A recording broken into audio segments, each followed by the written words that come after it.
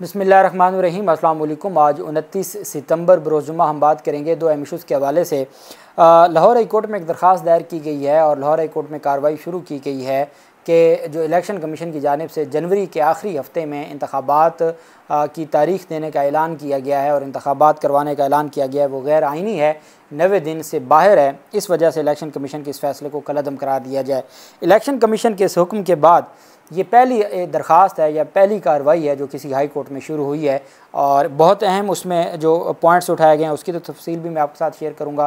पेशावर की एहतसाब अदालतों में जो अहम केसेस जिन पर समाअत शुरू की गई है उसके ऊपर भी बात करेंगे और पसंद की शादी से मुतल्लिक जो सुप्रीम कोर्ट ऑफ पाकिस्तान ने वजाहत जारी की है बड़ी दिलचस्प है, वो भी मैं आपके साथ शेयर करूँगा। और मैं आपको बताऊँगा साबिक MPA पाकिस्तान तहरीक इंसाफ जो लौटे हुए थे नज़ीर चौहान, और नज़ीर चौहान आपको याद होगा पाकिस्तान तहरीक इंसाफ ने फिर उनको बुरी तरह शिकस्त दी थी ज़िमनी इंतखाबात में। वो नून लीग की 2022 में जुलाई 2022 में ज़िमनी इंतखाबात वो पाकिस्तान मुस्लिम लीग नून की टिकट पर लड़े थे।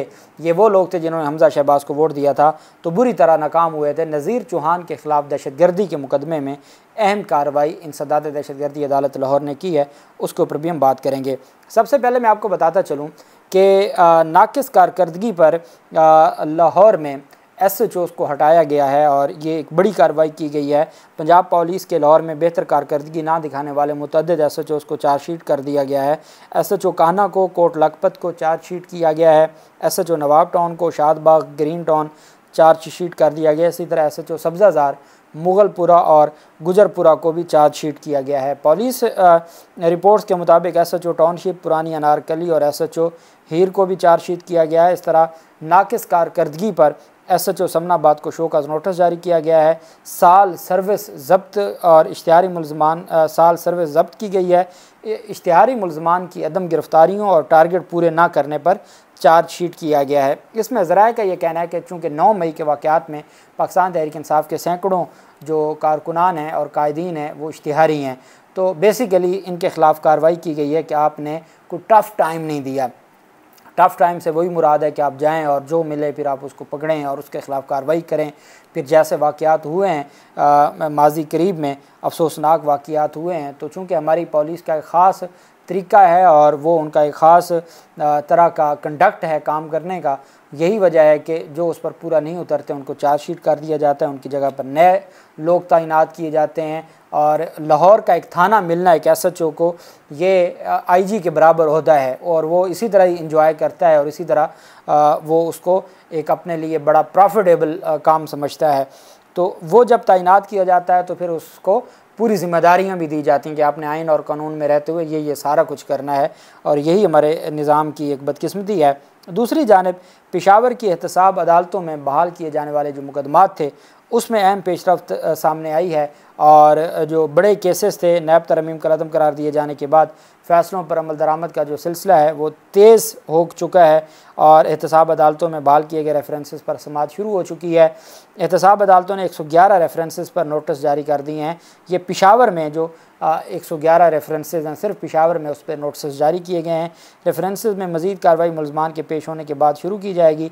नैब पेशावर के मुताबिक 2022 तरमीम के बाद 134 रेफरेंसेस नैब ने वापस भिजवाए थे और अब तरमीम कलअदम होने के बाद दोबारा केसेस अदालतों में वापस आ गए हैं और बाकायदा तौर पर एहतसाब अदालतों ने कॉग्निजेंस ले लिया है और बाकायदा तौर पर नोटिस जारी कर दिए हैं। मुतलका जो मुलजमान हैं उन तमाम को ज़ाती हैसियत में तलब कर लिया गया है। जिनकी ज़मानतें इसी बुनियाद पर कन्फर्म हुई थी उनकी ज़मानतें खारिज हो चुकी हैं। जो जेलों से इसी बुनियाद पर रिहा हुए थे उनके जेलों से रिहा होना मनसूख हो गया है, कलअदम हो गया है, और जिनके मुकदमात में बरीयत दी गई थी उनकी बरीयत को कलअदम करार दिया गया है। और तमाम जहाँ से मुकदमात रुके थे और उन नैब तरमीम के आते ही जहाँ मुकदमात जिस हाल में रुके थे वहीं से दोबारा शुरू किए गए हैं और ये जो कार्रवाई है वो दोबारा से शुरू की गई है। दूसरी जानिब पाकिस्तान तहरीक इंसाफ के मुनहरफ ये मेंबर थे नेशनल असम्बली सूबाई असम्बली के, और ये लोटों के सरबराह थे। ये उन में से थे जिन 20 लोगों ने वोट दिया था हमजा शहबाज को। और फिर उसके बाद सुप्रीम कोर्ट ऑफ पाकिस्तान ने जो बड़ा तगड़ा फ़ैसला दिया था आर्टिकल 63A में, और 63A में इन तमाम लोगों को नाअहल कर दिया गया था और इनके वोट को कहा गया था कि इनका वोट गिनती भी नहीं होगा और उसकी कोई हैसियत नहीं होगी। और फिर दोबारा ज़िमनी इलेक्शन हुए थे। उन ज़िमनी इलेक्शंस में जो साबिक MP नज़ीर चौहान थे, ये बुरी तरह टाउनशिप से हार गए थे मुस्लिम लीग नून की टिकट पर।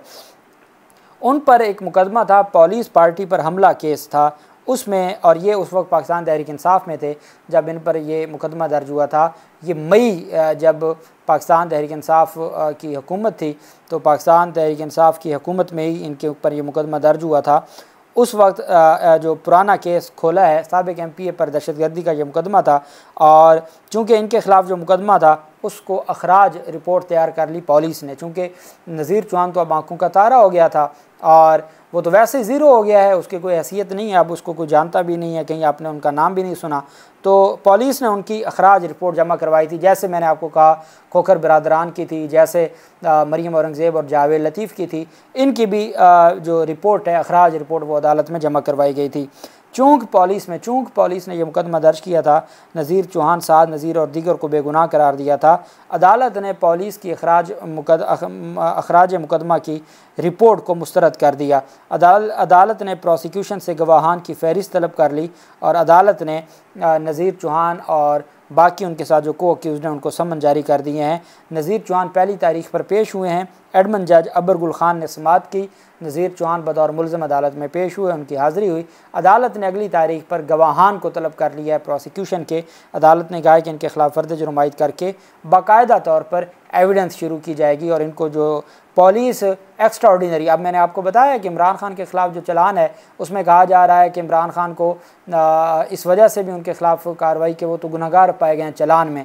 तो जब अखराज रिपोर्ट अदालतों में जमा होती है जिसमें दो ही रिपोर्ट्स होती हैं, या कंप्लीट इन्वेस्टिगेशन रिपोर्ट होती है जिसको चलान कहते हैं, और चलान वो होता है जिसमें मुल्ज़मान को गुनहगार करार दिया जाता है। अखराज रिपोर्ट वो होती है जिसमें मुल्ज़मान को, ये 169 CRPC के तहत अखराज रिपोर्ट होती है और चलान होता है 173 CRPC के तहत। तो जब अखराज रिपोर्ट पुलिस तफ्तीश में बेगुनाह लिख के लेके जा रही है और अदालतें उसको मुस्तरद करके मुल्ज़मान पर फ़र्द जुर्म आयद करके कार्रवाई ट्रायल शुरू कर देते हैं, जब इनके बेगुनाह लिखे की कोई हैसियत नहीं है तो इनके गुनहगार लिखे की फिर क्या हैसियत होगी कानून की नज़र में। मैं यही आपको बताता हूँ कि ये जितनी बढ़ के मार लें कि जी गुनहगार करार दे दिया है, JIT ने इमरान खान को गुनहगार करार दे दिया, कसूरवार करार दे दिया है। अब जैसे वो स्पेशल प्रोसिक्यूटर ने कहा है कि जी हर रोज़ मुकदमा होगा, सज़ाएँ होंगी, नाअहली होगी, तो वो तो चूँकि ये तो मुकदमात बड़े निराले हैं ना जिसमें सारा कुछ उनको पता है, लेकिन इस लिखे की, पुलिस के लिखे की जो हैसियत है वो ये आपको Maryam Aurangzeb and company case में भी अखराज रिपोर्ट थी जिसको उड़ा दिया है।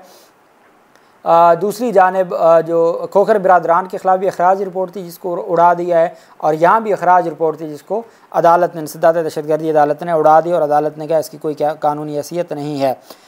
काज़ी फ़ाज़िसा साहब, अब आप देखें सुप्रीम कोर्ट ऑफ पाकिस्तान की जानिब से आपने देखा होगा कि कल एक स्टेटमेंट दी गई डॉक्टर तहरुल कादरी के हवाले से। वो उस केस में ना पार्टी थे ना उस धरने में वो उनका कोई मामला था, और जो उनकी जमात के लोग हैं वो काफ़ी खफा हैं, और काज़ी फ़ाज़िसा साहब के हवाले से वो सोशल मीडिया के ऊपर जो गुफ्तगू कह रहे हैं तो उस पर चूँकि वो एक मजहबी हैं तो मजहबी आदमी के ख़िलाफ़ बात की है तो काज़ी फ़ाज़िसा साहब ने कर दी। हालांकि किसी के पास ये इख्तियार नहीं है कि आप ऐसे ही किसी की पगड़ी उछालना शुरू कर दें जो उस केस में फ़रीक भी ना हो।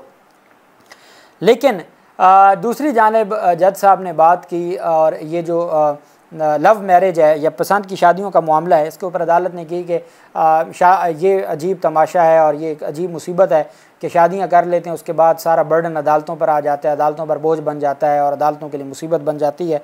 उसकी बाकायदा तौर पर वजाहत जारी की है काज़ी फ़ाज़िसा साहब ने अपने तर्जमान के ज़रिए, चीफ जस्टिस अब आप देखें कि जहाँ मुल्क में इंतखाबात नहीं हो रहे, जहाँ आर्मी अदालतों जैसे अहम केसेस, जहाँ पे निगरान हुकूमतों से मुतल्लिक cases supreme court of Pakistan में पेंडिंग पड़े हैं, वहाँ अदालत देख रही है पसंद की शादियों से मुतल्लिक केसेस को, जिनके 2-4 मरलों के केसेस हैं, ज़मीन के प्लाट हैं छोटे छोटे, उसके केसेस, इस तरह के मुकदमात, वकीलों के ऊपर जुर्माने, वकीलों के मामलात, इस तरह के केसेस।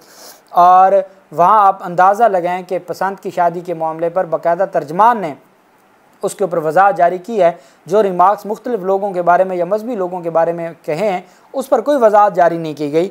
पसंद की शादी के हवाले से जो बयान है वो जारी किया गया है। सुप्रीम कोर्ट की जानिब से जारी करता एक वज़ाहती बयान में कहा गया है कि 26 सितंबर को बच्चों की हवालगी के केस की कमर अदालत नंबर 1 में समाअत हुई। दौरान समाअत बताया गया कि वालिदैन ने पसंद की शादी की थी। अलामिया के मुताबिक सुप्रीम कोर्ट ने ऑब्जर्वेशन दी, वालिदैन बच्चों की बहबूद के लिए मोहब्बत का मुजाहरा करें। इन रिमार्क्स की गलत रिपोर्ट की गई कि अदालत ने पसंद की शादियों पर नापसंदीदगी की ऑब्जर्वेशन दी है, जो कि हरगिज़ अदालत ने, काजी फाजिल साहब ने, चीफ जस्टिस ऑफ पाकिस्तान ने पसंद की शादियों पर कोई नापसंदीदगी का इजहार नहीं किया।